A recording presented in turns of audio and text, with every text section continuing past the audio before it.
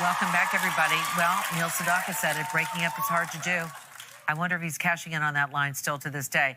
But, you know, doing it well is even harder. Amy Chan is right here on the screen with some great advice. Hi, Amy.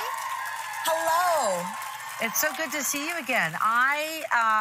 What do you call yourself? The breakup what? I'm a breakup expert, heart hacker.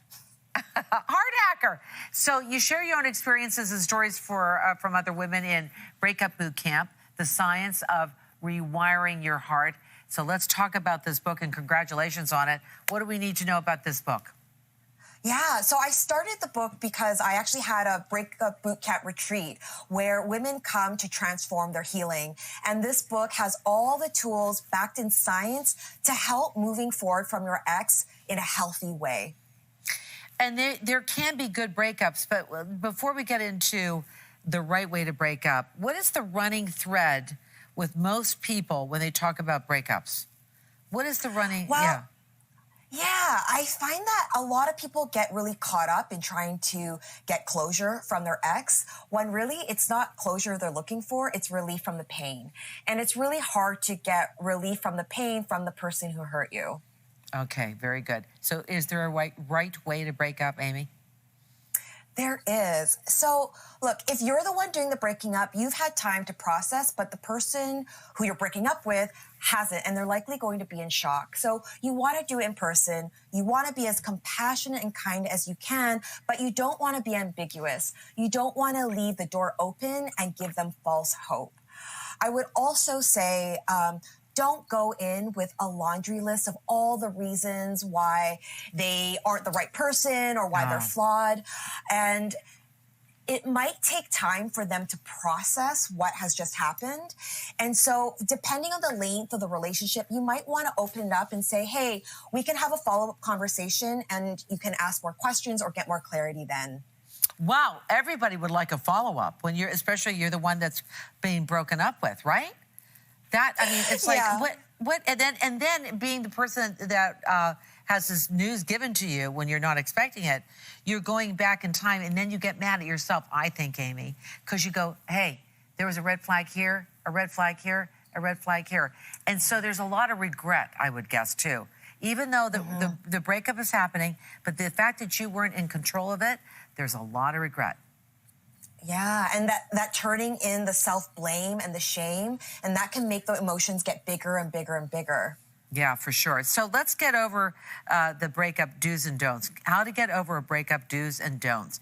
Do not, you're expecting a lot from us. Do not vilify your ex. What kind of a person do you think we are? I know, but look, if you are still blaming your ex, psychoanalyzing your ex, hoping for your ex to change, you're still in a relationship with your ex. You're just in a relationship with someone who's not in a relationship with you. So, you know, like when we blame, we really keep our recovery and our healing dependent on the other person. And this is something we ultimately don't have control over, and it's very disempowering. It very, very much so. Somebody said to me one time that takes rent up in the space where you should be healing. And that you cannot do that. And then the other one was, like, when you're thinking about your ex, when you think about, are they thinking about you at all? No, they've moved on. So why are you thinking about them? Do not stalk their social media. Well, I got to tell you. And don't have your friends do it either. That's not, it's the same thing, right? So you say that because you're going down the rabbit hole, I would guess, right? Yeah, and so something to think about is when you're with someone, you have neural pathways that have been wired together. After a breakup, your body's in a state of shock, but it's craving those feel-good chemicals, the dopamine. That's what's triggering you to want to check their social media. But every time you scroll down memory lane, look at text messages, look at their Instagram, you're only strengthening those old neural pathways, and you're not allowing them to prune away. Yeah, I totally agree with that. Now, do not try to be their friend right away. Who's that? The breakee or the breakupper? Either one. But it's usually the one who does the breaking up that tries to be friends, right? Because then Yeah. They get the emotional comfort and the connection without the responsibility of having to commit. And so it's unrealistic to think that you can go from intimate to platonic and BFFs without a time of transition. So you need some space for you to process that this relationship is no longer romantic. Do you find that there are a lot of people after they break up with someone, Amy, in the stories that you share with us in your book, that they maintain friendships? I find that there's usually one that really tries to stay being friends. And this is when you have to really be strong in your boundaries, because your emotions are going to make you want to be friends with them because you want to see them. But you have to focus on your self-care and say, I know you want to be friends, but right now I need to focus on my own healing, and we cannot be friends and we cannot talk right now.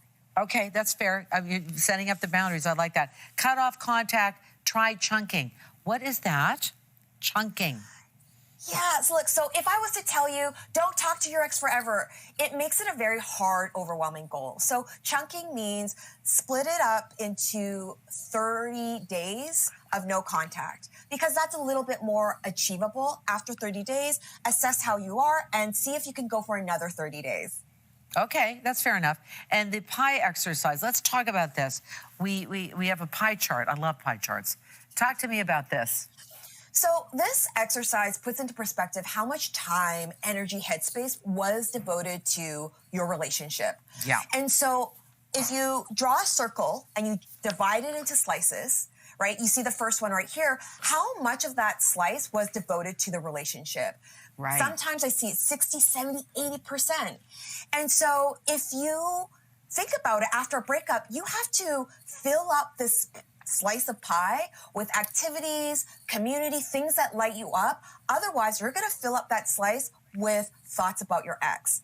And another thing you could do is draw another circle and do your ideal pie and divide it up into slices of a really good balance of friends, of community, of volunteering, and make sure that when you get into another relationship, you don't fall into this kind of other trap, right? Of not having any balance. So the second pie here is what you want to go for.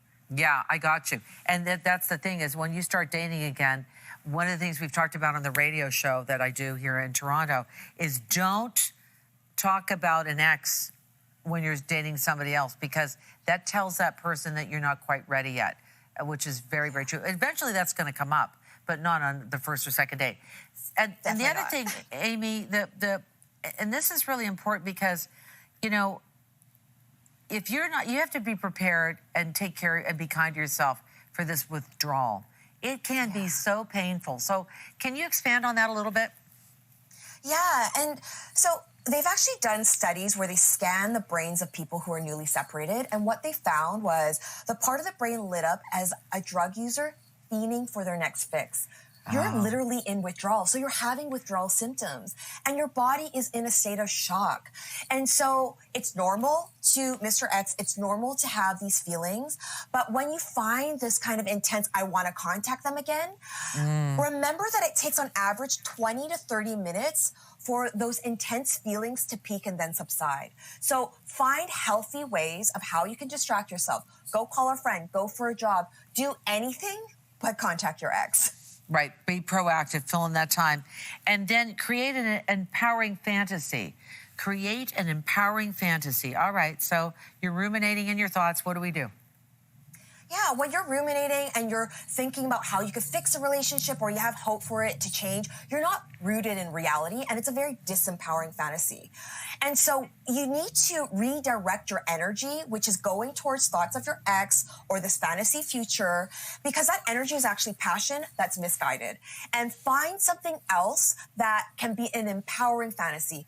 It might be time to write that book. Go take dance lessons. Do something that's going to light you up, and that will help redirect your thoughts, your energy, and your passion. Well, congratulations on this. It's going to be helpful to a lot of people. It's called Breakup Boot Camp. It is out now. Thank you, Amy, so much. I really appreciate it. Thank you so much. Thanks okay. so much. We hope to see you again soon. That's our show for today, everybody. Thanks for watching. We'll see you next time. Way to go, Amy. Thank you.